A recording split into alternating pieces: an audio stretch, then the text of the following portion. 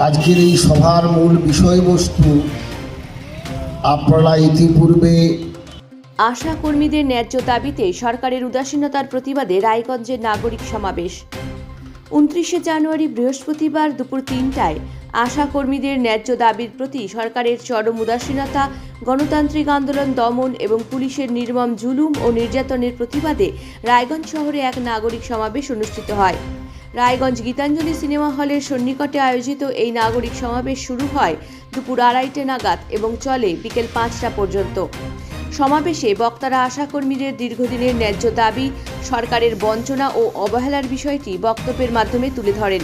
পাশাপাশি বিভিন্ন ক্ষেত্রে পুলিশের জুলুম ও নির্যাতনের ঘটনায় তীব্র ক্ষোভ ও প্রতিবাদ জানানো হয়।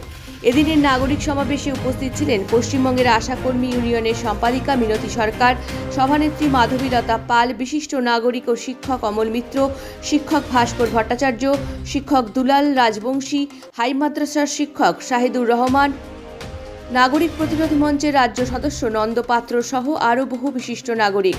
সমাবেশ থেকে সরকারের কাছে অবিলম্বে আশা কর্মীদের দাবি পূরণের আহ্বান জানানো হয়।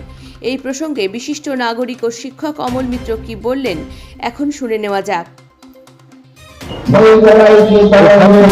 কর্মসূচিটা চলছে মূলত নাগরিক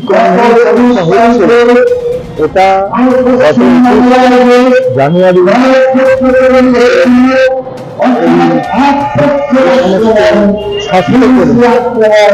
যারা প্রচন্ড রকমের পরিষ্কার করার পরে প্রায় কিছু তাদের রোজগার বলতে পারা যায় 2000 বা 2250। এবারে হাতে বেতনটা তাদের বাড়ানো যায় 15,000 টাকা তাদের দাম, এবং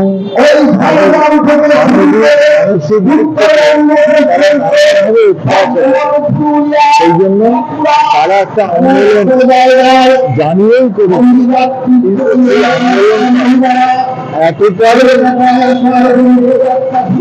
অত্যাচার যেটা সত্যি সত্যি আমাদের ইংরেজ আমলের অত্যাচারকেও যেন লজ্জা দিচ্ছে। এবং এইভাবে যদি দমন নিপীড়ন চলতেই থাকে তাহলে পশ্চিমবঙ্গে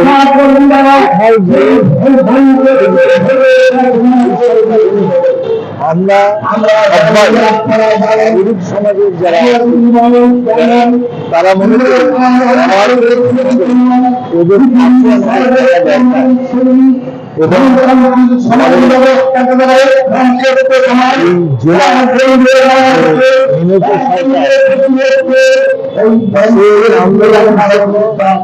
প্রস্তুতি নিয়েছিল। শেষ পর্যন্ত দেখা গেছে তার বাড়িতে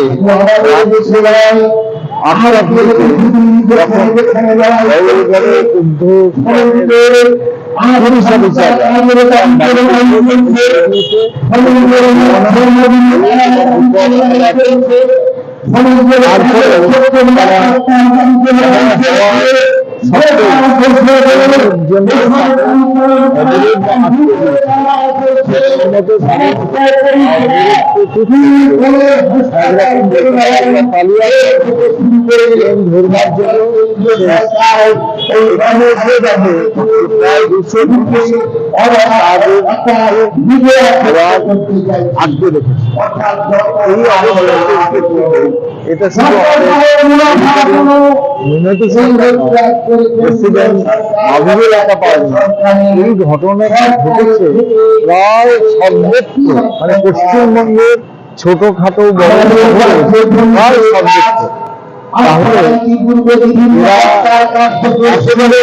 মানে লো পেইড স্টাফ বলা যায় যে 39 হয়তো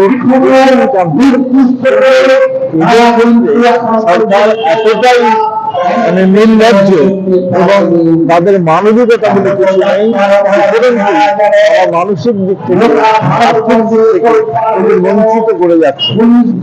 আর যখন কোনো স্বাস্থ্য বিপদ আসবে তখন এই সব কর্মচারীদের অভিযোগ দেওয়া হয়।